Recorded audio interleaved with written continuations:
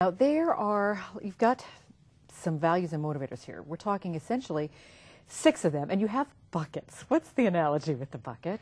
And the buckets we came up with is the analogy of when you wake up in the morning, or let's take a step back. When you're very young, where do values and motivators come from? And there's certainly things that as a child, you're introduced to some things that you are positively rewarded for, and there are some things that you just that are negatives. For example, if you're a young child and you're a toddler and you're on the floor and you're crawling toward a pet, a dog, right. And how do the parents react? Do the parents react that the dog will be friendly and observing the child, and all of a sudden the child and the dog get close to one another and the dog licks the child laughs? That's a good experience. Yes. So if that's reinforced over and over time, they value that experience. At the same time, as the child's crawling toward the pet, if the parents rush down and pick that child up and say, now you're safe, well, it's a negative experience. Well, think about all those things over time.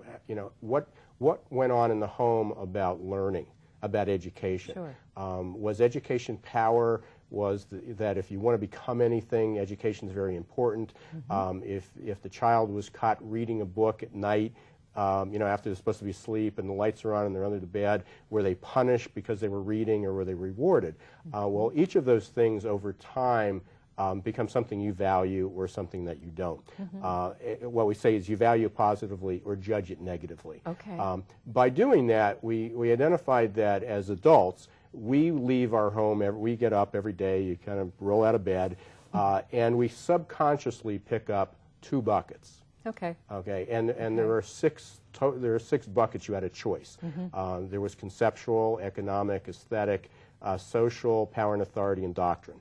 I used the example before of learning. So if you value that learning experience, what you do is you wake up subconsciously, you go to work every day, and you're carrying this, what we call the conceptual bucket. It's that learning bucket. At the end of the day, you hope that there's something in that bucket when you go home. Right, okay. right. If you have the economic bucket, you hope you were rewarded with a fair salary, or that you felt that your time was worthwhile.